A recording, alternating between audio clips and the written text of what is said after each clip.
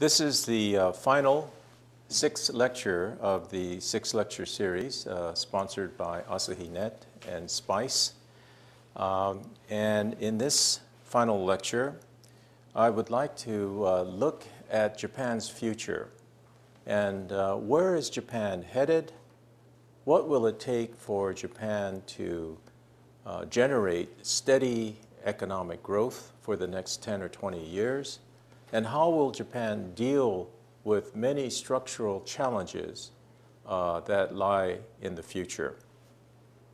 So today's lecture is all about Japan's rendezvous with its future.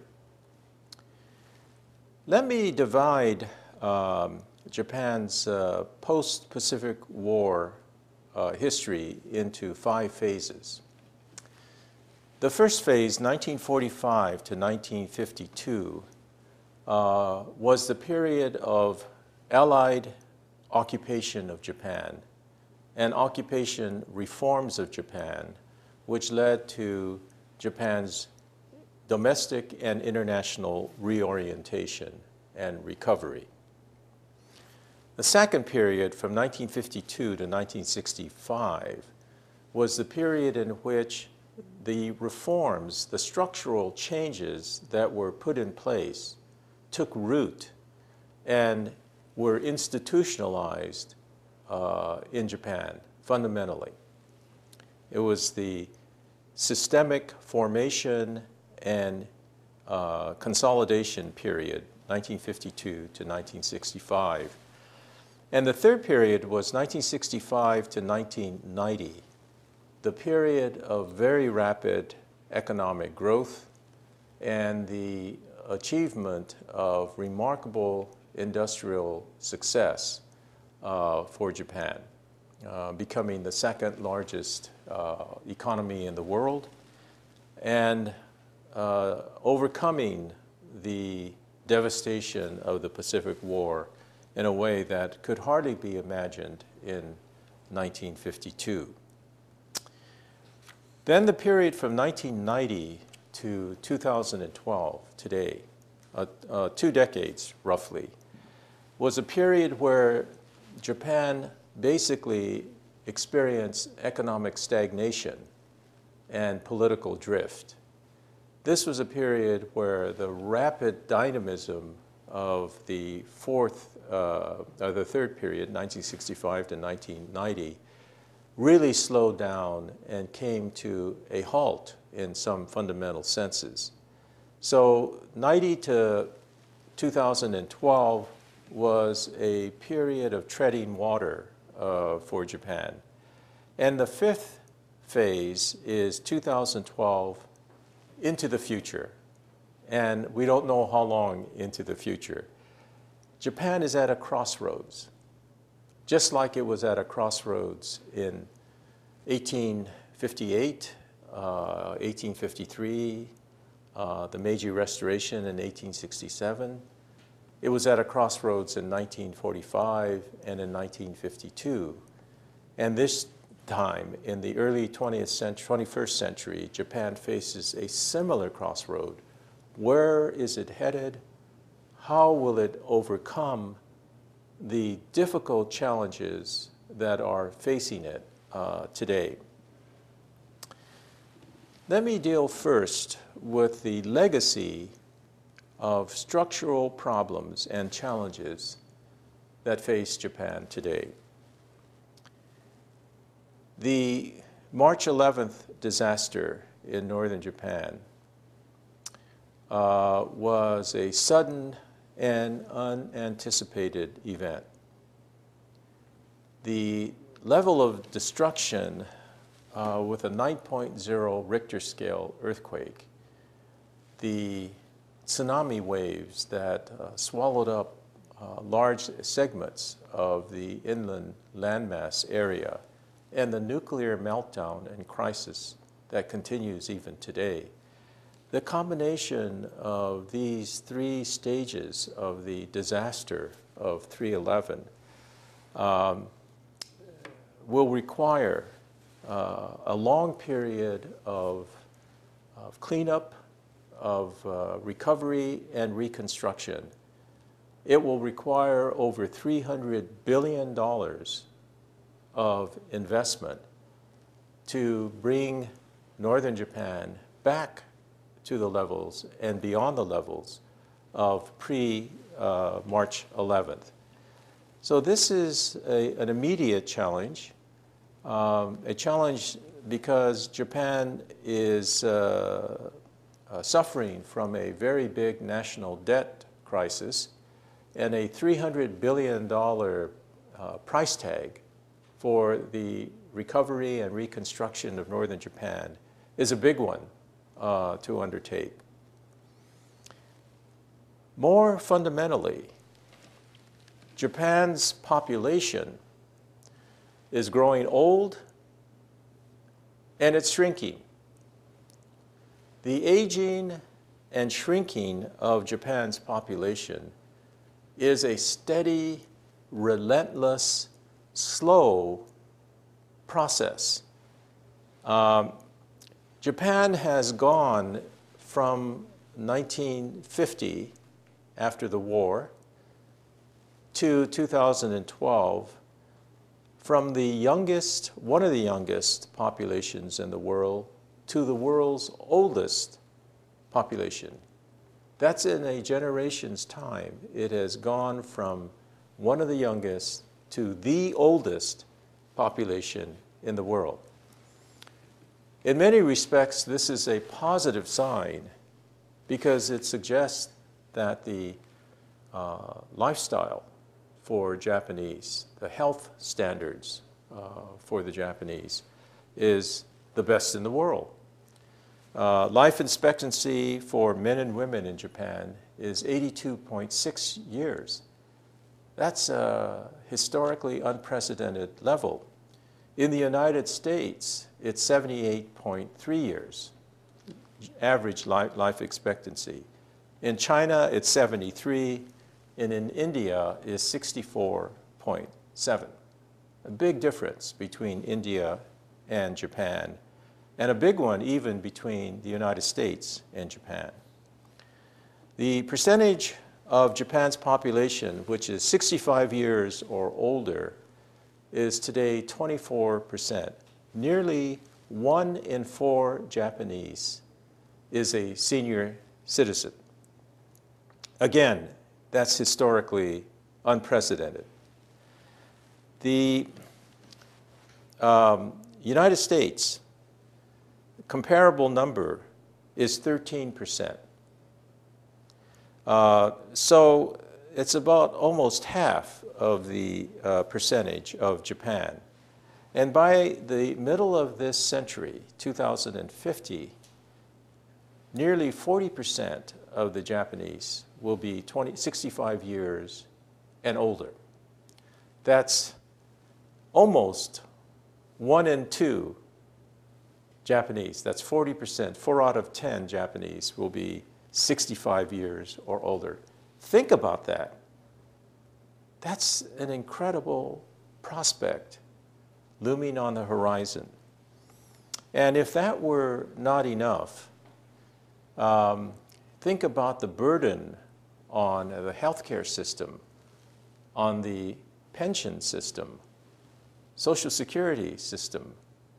Think about the burden on the government to sustain a population 40% 65 years or older. The fertility rate is even more worrisome. In Japan today, the fertility rate is 1.27 per family, per woman. 1.27.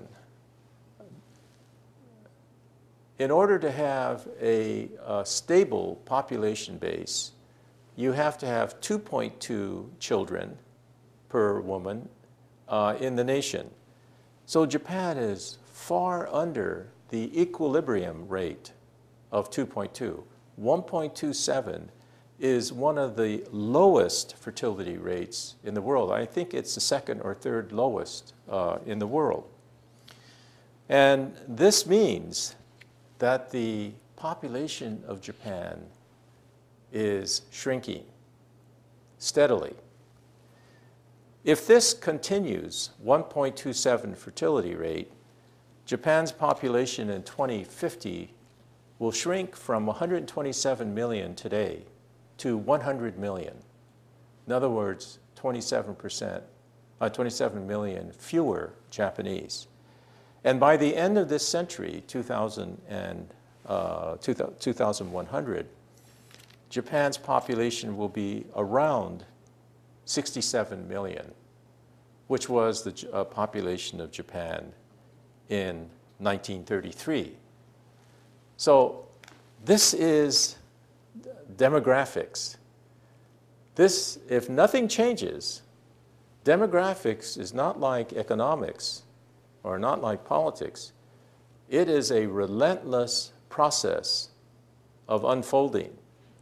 And it will happen unless the fertility rate changes and Japan maintains its population base.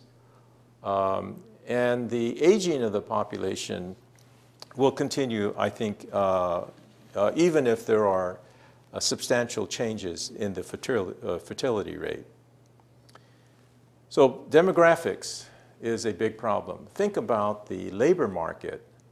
Think about the small base of young people supporting a very large base of older people. It's an inverted pyramid. Smaller base supporting a big upper base. In 1950, it was a pyramid, a large younger base supporting a small upper base. So this is a huge challenge for Japan. Fortunately, there is time because population processes are slow in moving, relentless but slow. The second structural problem is a massive national debt. The cumulative debt of the Japanese government is today $13.6 trillion. $13.6 trillion. That is 233% of its gross domestic product, GDP. 233%, more than twice as big as Japan's economy and economic production. Now, for the United States, which also suffers from a massive national debt, the figure is 95%. It's less than half of the Japanese national debt. The sick man of Europe, Greece, that everyone has been focused on, has a debt of 142% of GDP. So Japan's is much larger than Greece. It's larger than Italy's at 119%. And even Spain, which is only 60% of GDP. Spain, which will become, in the next year or two, the focal point of worries and problems about the possible collapse of the Eurozone. China, by contrast, has only 34% debt to GDP ratio. So Japan is the most debt-ridden large country in the world. Now, fortunately, only 8.5% of that debt is held by foreigners, by foreign institutions. Whereas in the United States, of its 95% debt, half of it is held by foreign institutions, China and Japan being among the biggest. The fact that it is internally held means that there is the capacity to deal with a debt crisis better than it would be the case, say, in the United States. But there's no doubt that this debt is unsustainable. It eats up a large part, over about 10% of the Japanese national budget every year. Every year, 10%, and it's rising, of the budget is spent to service the debt, to pay the interest on the debt.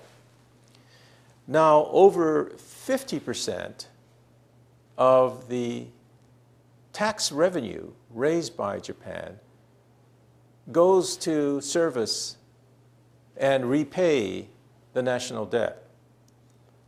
Clearly, Japan cannot continue to pile up its debt. It must promptly stabilize that debt level and reduce it, drop it dramatically over the next 5 years, 5 to 10 years.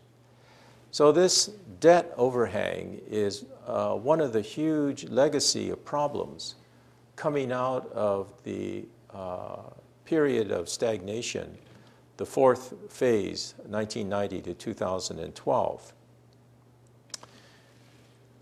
The third major problem, structurally, is energy. And after the 3/11 disaster, the nuclear meltdown, Japan faces a serious question of what to do about nuclear energy. Before March 11th, Japan was one of the most advanced countries in the development of nuclear energy.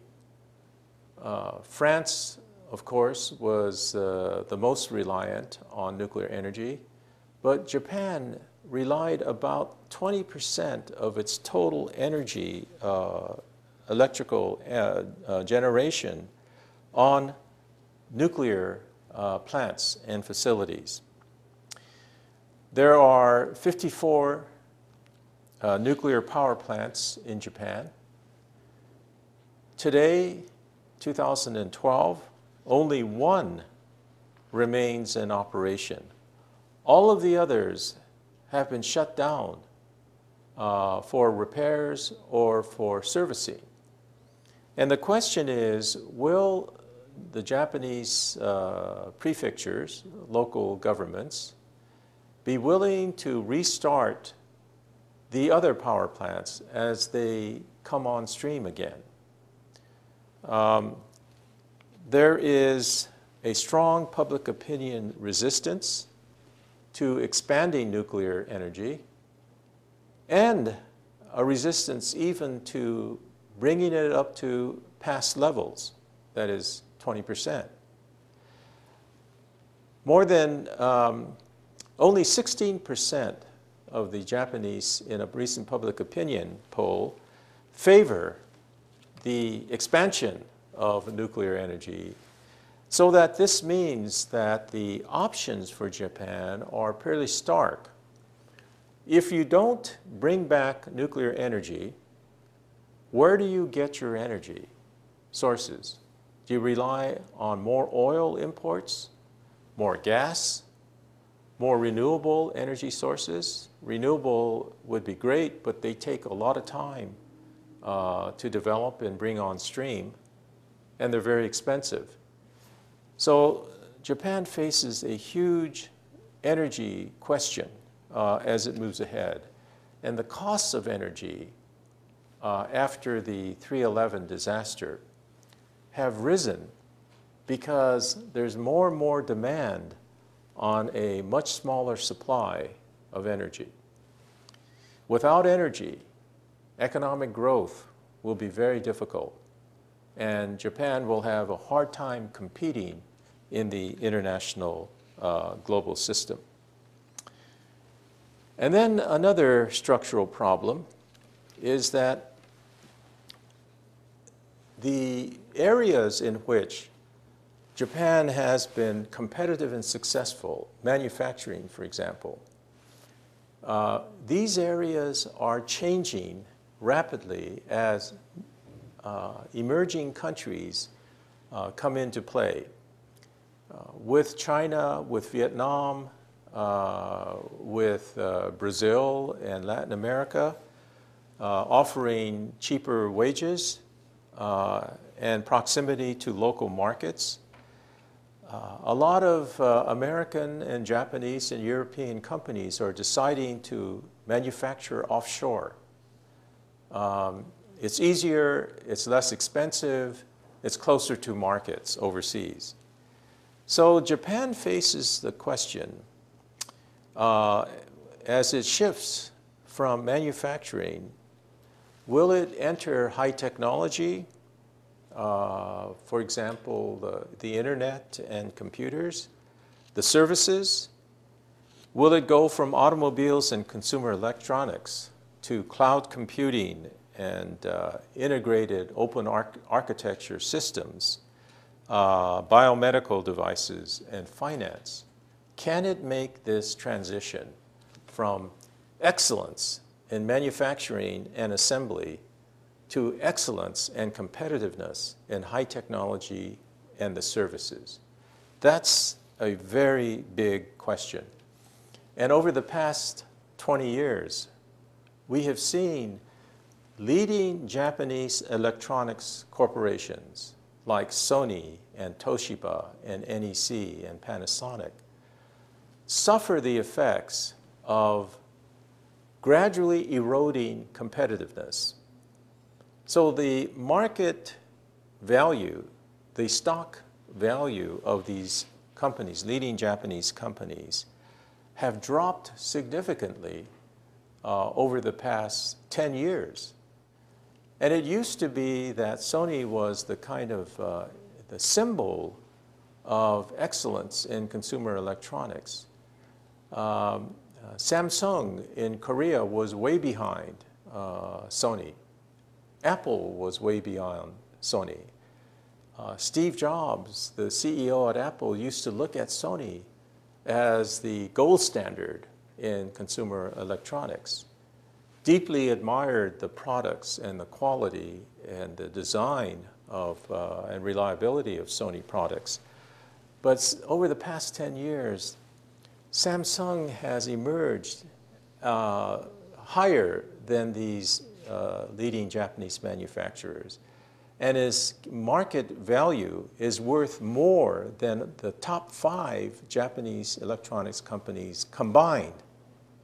Apple has emerged as the leader in the mobile internet, the standard setter, and they are, again, they are in a position as the gold standard for consumer electronics, particularly mobile devices in the world. So can Japanese IT companies compete with Apple, Google, Oracle, and the great new companies that are coming on stream in Silicon Valley and in other parts of the world?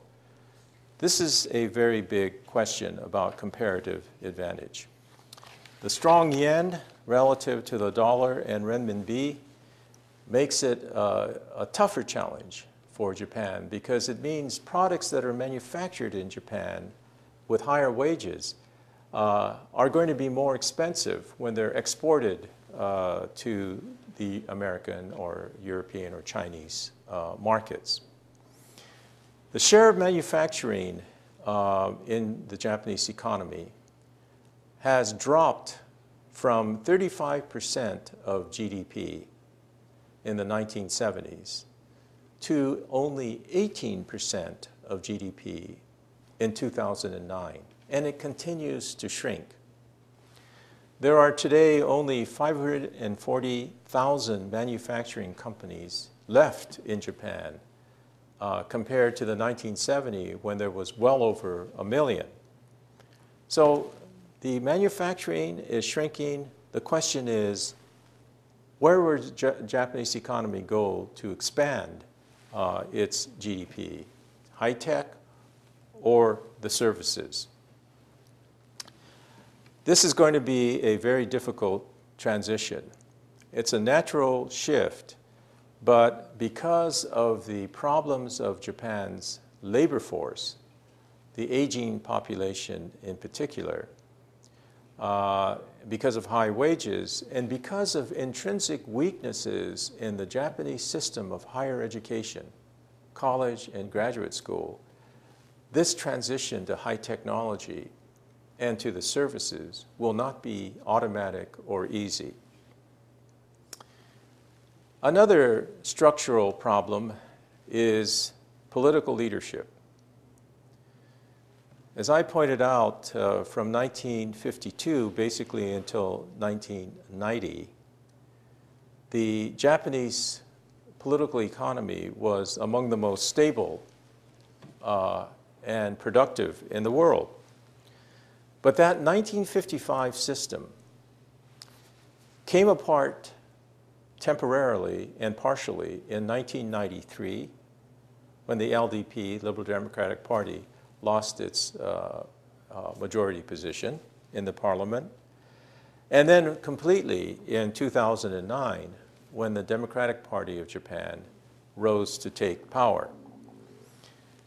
In this last 20 years of economic doldrums, part of the reason that Japan has not been able to escape economic stagnation is due to the vacuum of political leadership, the failure of political leaders to revive the Japanese economy. And there have been a bunch of policy mistakes that were made. Excessive spending on pork barrel projects that really added nothing to the productivity of Japan. Delayed response to the banking crisis. Tepid, cautious monetary policy.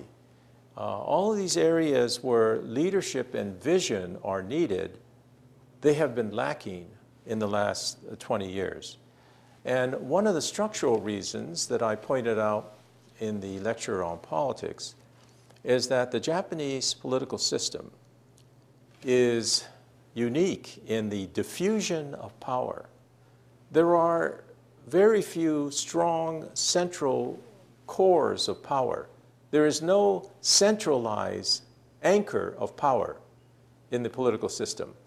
In the United States, we have the White House, which is a powerful core of power. We have the Congress, another powerful core of power. We have the the judicial branch, the Supreme Court. None of those areas have nearly the same degree of anchor power as they do in the United States. Public support for the political parties is at a historic low. And recent public opinion polls, the public identified themselves as members or supporters of the Democratic Party of Japan at a level of only 17.6%, less than 20%. Liberal Democratic Party, LDP, only 16.9%. So that the combination of the Democratic Party and the Liberal Democratic Party has less than 50% popular support, popular identification of these parties. And more than 50% support no party at all. So there is a vacuum in the area of public identification, public support for the big political parties of Japan. So leadership is a problem. It is a problem in the United States. It is a problem in Europe. In political capitalist democracies, when you have economic problems, the worst features of that system come out. Instead of cooperation, instead of vision, instead of boldness, you have partisanship, partisan gridlock, policy gridlock. You have a look to short-term priorities and not to long-term national interests. And you have dithering, delay in dealing with painful decisions that have to be made. So this is a structural problem in all political capitalist democracies, but it is notable, I think, in the case of Japan. And then you have market failures, market rigidities in Japan. And by this, I mean especially you have an inefficient allocation of capital and labor. In order to be a productive economy, you have to have efficiency in allocating money and in allocating work. But in Japan, because of the 2 decades of stagnation, you have excess plant capacities, you have distortions in the allocation of capital and labor. Banks have bad loans still on their books, particularly the regional banks. And they are not calling in the bad loans because if they did, the companies that borrowed them would go bankrupt. So you have what we call zombie loans, bad loans, zombie companies, companies that continue to exist and function even though they really ought to be bankrupt. The market would make them bankrupt in the United States, but because the Japanese have cushions in their market economy, so that there aren't a rash of bankruptcies and a rash of unemployment, they have zombie companies and zombie loans that are dragging down the efficiency of the economy. A capitalist economy is a Darwinian system, survival of the fittest, competition among the fittest, and it has to include what economists call creative destruction. You have to let old companies, inefficient technologies go by the wayside, disappear, in order for new ones to appear and for capital and labor to be efficiently allocated into the most effective and efficient institutions and technologies.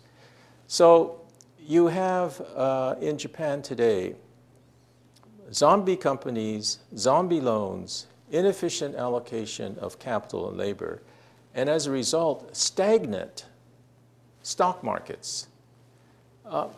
The stock market before 1990 was up to 39,000, the Nikkei. It is down to around 10,000, hovers above and below 10,000. So it's about 1/4 the value that it used to be at its height, and there is no clear rebound in sight.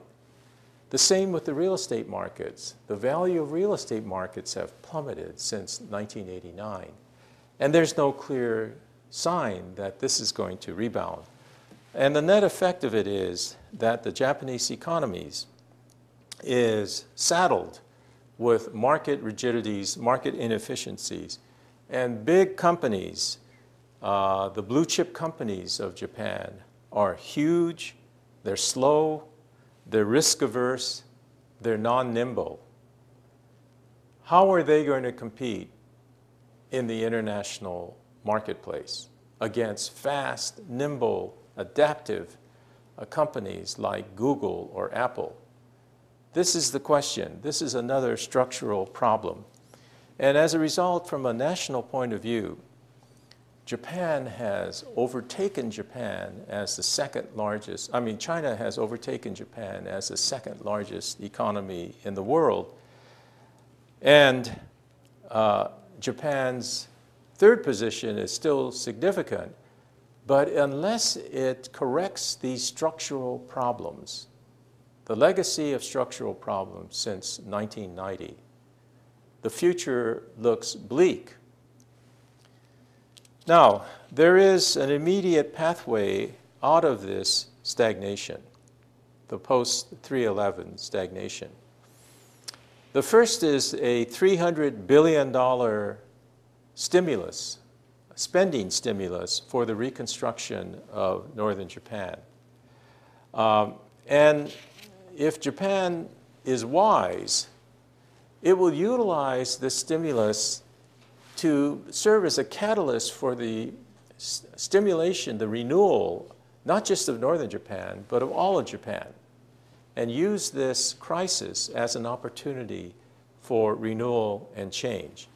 There is a new spirit of volunteerism, particularly among the young Japanese, which is a very encouraging outgrowth of this crisis, 3/11 disaster. There is a new tradition of corporate philanthropy that seems to be taking place. And if Japan can utilize a sense of crisis focused on northern Japan, but applied throughout Japan, this could be a pathway out of the labyrinth. The Japanese government is proposing, the Noda cabinet is proposing, to raise the consumption tax from 5% steadily up to 10% by 2014. This is a difficult political challenge because in most political systems, the public resists and dislikes raising of taxes. But in the case of Japan, it is essential that there be greater tax revenue coming into the government in order to reduce the government debt. And particularly because there is a fiscal stimulus of $300 billion in the North Japan recovery, Japan can continue to grow even though it raises more taxes and reduces somewhat the spending of the household. There is also the issue of what to do about agriculture and fishery. Again, this is an area that has come into focus after the March 11th disaster. But what will happen to the fisheries that have contaminated fish on the offshores of Japan? Or agriculture, which has now radioactively contaminated land? This crisis will require the Japanese government and Japanese private sector to find a new way of dealing with agriculture and fishery. In any case, even without the disaster, these are two of the traditional sectors of Japan that are losing or have already lost competitiveness in the world market. And there are lots of new technologies coming into place that will help to design a strategy of gradual reduction of these areas of the Japanese economy. Japan cannot afford to prop up and protect and subsidize these traditional sectors of the economy, not indefinitely. So it needs a national strategy as to how to deal with these sectors. Not just the efficient and competitive sectors of the future, but the inefficient and non-competitive sectors as well. And finally, let me mention that seismologists are predicting that there will be a big Kanto earthquake, probably within the next 9 to 10 years. This is, again, a worrisome scenario because Japan is still recovering from the great shake of March 11th. But because the tectonic plates underneath the Japanese sea has been shifted by the strength of this earthquake on March 11th, there is a likelihood now that Japan will experience just as big an earthquake in a much more populated area of Kanto. And the damage to that area could be substantial, with the economic recovery, again, costing a lot of money. So these are the legacies of problems, and they are huge problems that the Japanese will be facing in the years ahead. Okay, let's take each of those problems and see what Japan can do. First, the aging and shrinking of the population. Well, on the aging side, you don't want to make longevity shorter in Japan, obviously. So what you want to do is make more young people so that the percentage of older people, the senior citizens, declines as a percentage of the general population. You want to raise fertility rates because the 1.27 fertility rate in Japan inevitably means a sharp shrinkage of the Japanese population. The good news is that in many advanced industrial societies like Japan, Scandinavia, Sweden, Denmark, Finland, France, you see that fertility rates were falling for a long time, and now they're rising.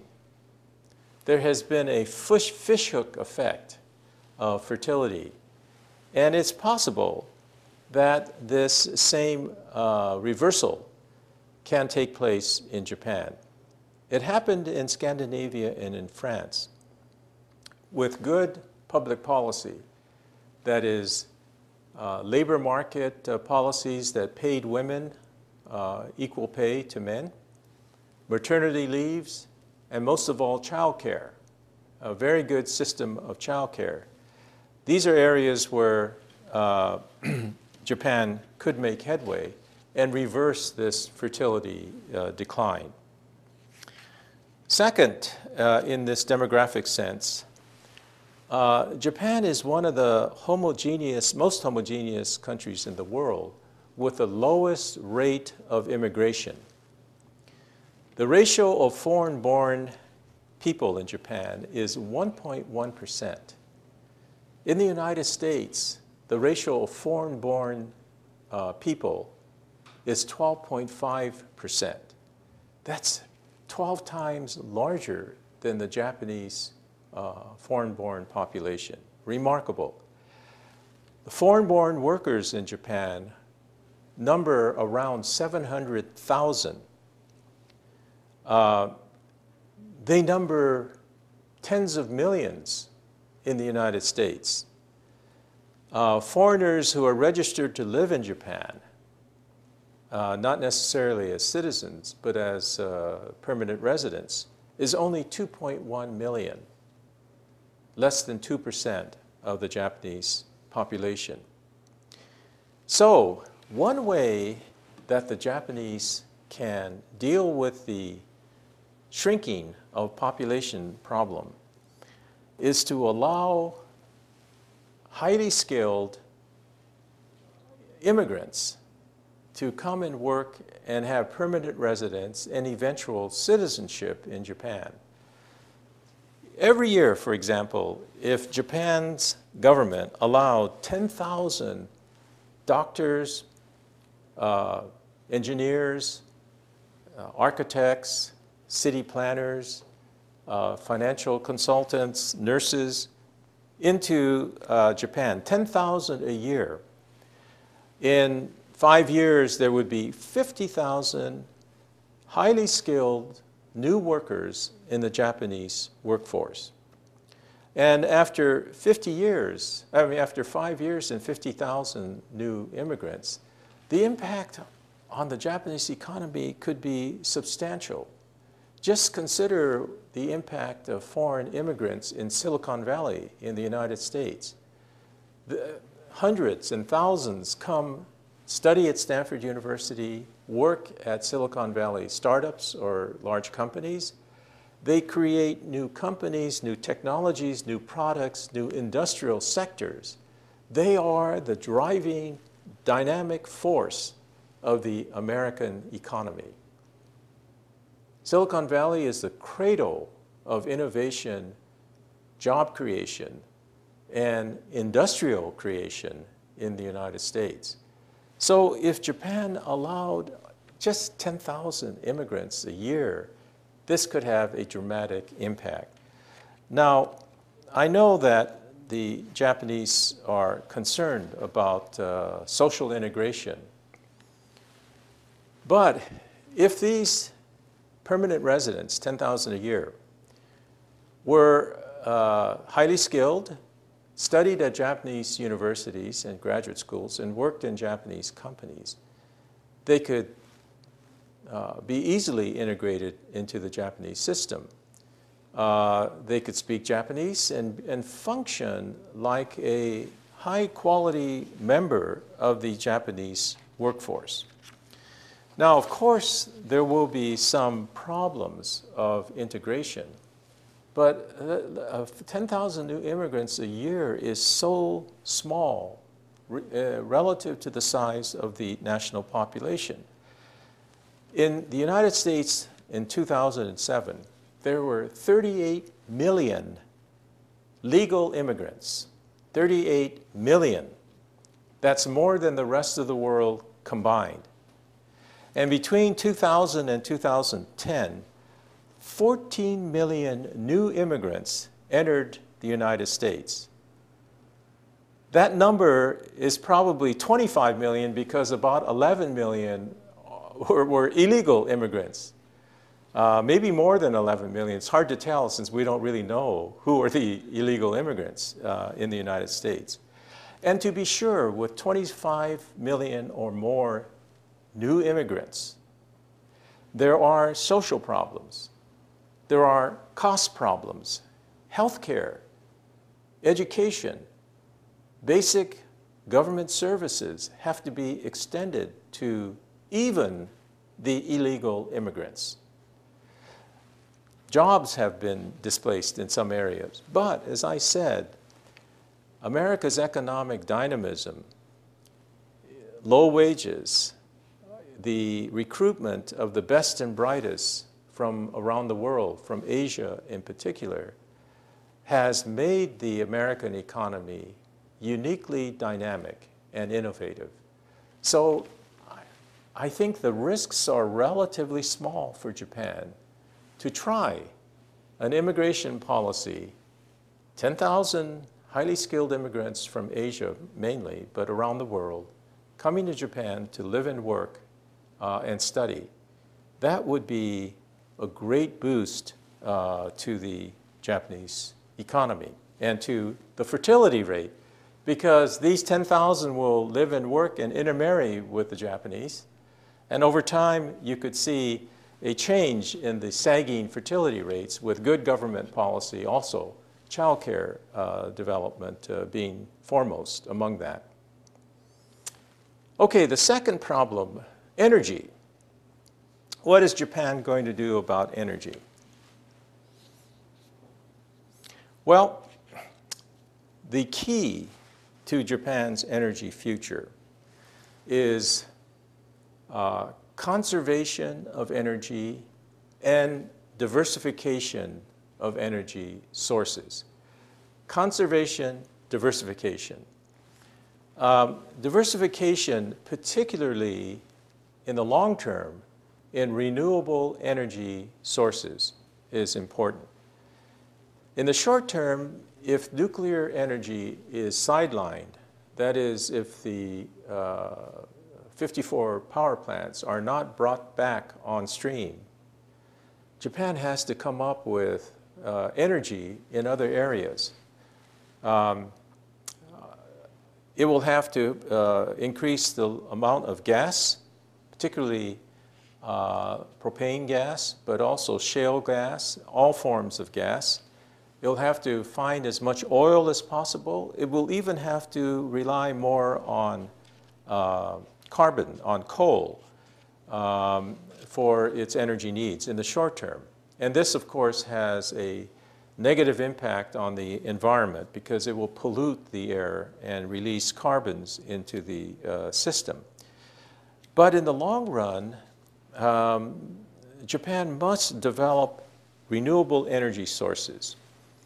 It is a country that can sustain an expansion of solar energy for office buildings and homes. Wind, offshore wind and inland sea wind turbines, especially if storage for wind energy can be developed. Geothermal. Japan has a lot of geothermal potential, being a volcanic island archipelago. Unfortunately, some of these, or a lot of these actually, are located around national parks. So Japan will have to find some way of developing geothermal in ways that don't disturb national parks. It will have to develop, I think, all of these areas, plus a big potential area in the future is ocean.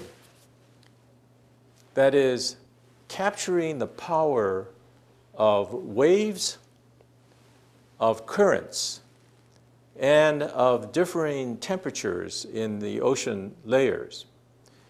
These areas are potentially a huge boon for Japan, because Japan is an island archipelago with 6,800 islands.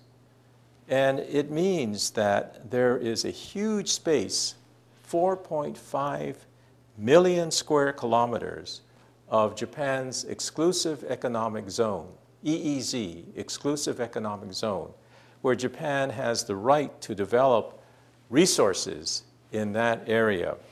So harnessing the power, and we saw the power of the tsunami that hit northern Japan, harnessing that power of waves and currents could provide an endless, huge, and cheap supply of energy for Japan's future.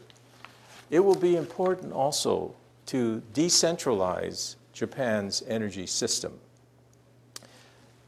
To date, Japan has had one of the most effective and reliable energy systems in the world. And that effectiveness is seen in the low number of power outages. Japan has 10 public utilities, large public utilities, that are monopolies in various regions. And they have provided, over the post-war period, an expensive but highly reliable system of electricity generation. Better than the United States, better than countries in Europe, and certainly better than developing countries in Asia. But that highly centralized system of 10 public monopolies has to be broken up. You have to allow competition and more actors, more players in each of the three phases of energy: energy generation, energy transmission, energy distribution. Those are the three segments of an energy system. And to date, power companies have dominated all three areas. But if you break them up and allow new companies to enter, new utilities to enter these three spaces, you will provide competition, you will provide incentive, particularly for renewable energy development and supply.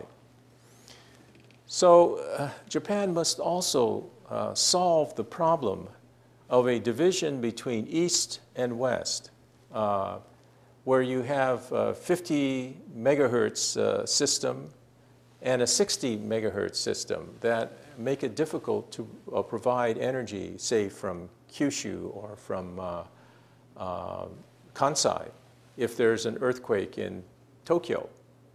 So you have to unify through power converting transformers the different standards of East and West Japan. And that is a technological issue that I think can be solved. And there's no reason if, with that kind of conversion and the development of new renewable energy sources and the breakup of a highly centralized into a more decentralized energy system, there's no reason why Japan cannot become once again a leader in the world in energy providing or provision. It can develop smart grid, that is the intelligent distribution of energy to households, smart communities, and it can provide the basis for an efficient economy. Deficits, I've talked about the importance of cutting deficits and increasing revenue And by increasing revenue, I mean steady economic growth. That's the best way of dealing with the debt problem. And how do you increase growth? Well, the most important and immediate way, I think, is for Japan to mobilize, to ride the infrastructure boom in the world over the next 30 to 40 years. The infrastructure market, the market for basic goods like energy and transportation, water, these basic infrastructures are rapidly growing through the world and also especially Asia. It's a market both in the US and Europe as well as in China and in emerging economies. This is an area where Japan has strong competitive advantage. Take transportation, high-speed rail, municipal subways and rail, seaports, municipal transportation of various kinds. This is an area where Japan should be very competitive in the world and get big public projects in India and Vietnam and other countries. Energy is another area where Japan should be highly competitive. Tourism is another. Water would be another. So here is an area where Japan, with a huge $4 trillion market in the year 2030, $4 trillion, where Japan can generate stable, ongoing economic growth and revenue for its economy. This, in my view, is a historic opportunity that Japan simply cannot miss. And in order to increase the chances of Japan capturing demand, infrastructure demand, I believe Japan should create an infrastructure investment bank. A bank, a big bank, several $100 billion, that will help to provide good concessionary financing for projects that are developed throughout the rest of Asia and the world, and also within Japan. Infrastructure investment bank, and Japan has the capital, the sleeping capital to do that. Now, political change, political leadership. Here, this is a big area, but let me just say that the two big changes that could take place are, first, that there could be political party realignment in 2012 or 2013 that brings together parties and political leaders that have a common policy agenda for the renewal of Japan. If they do that, then it's possible to exercise bold, cooperative leadership. It would help also for the people to become more of a voice in the political system, to participate more energetically in the political process. And I believe also, as in the area of energy, some level of decentralization of power is desirable, because Japan is a highly centralized political system for 50, 60 years, and it could be in several areas decentralized to the prefectures or local governments. So, what is the outlook for Japan? The best case is renewal, positive, bold response to the structural challenges that face it. The worst case is status quo, which means steady economic decline, population shrinkage. That's the worst case. And the challenges of these structural problems like shrinking population or energy diversification, these are not easy. These are very challenging issues. But I believe that Japan has the resources, the capital resources, the human resources, if it gets leadership, to meet and overcome these challenges. Now, Japan, as I said at the outset, is at a historical crossroads for the third time in its modern history. In the first crossroads, it instituted the Meiji Restoration, which brought Japan out of 2.5 centuries of semi-feudal isolation. The next crossroad was the devastation of the Pacific War and defeat. And Japan recovered miraculously, far better than anyone's expectation. This third and current historical crossroads is in some respects smaller in scale than the Meiji or post-Pacific War challenge.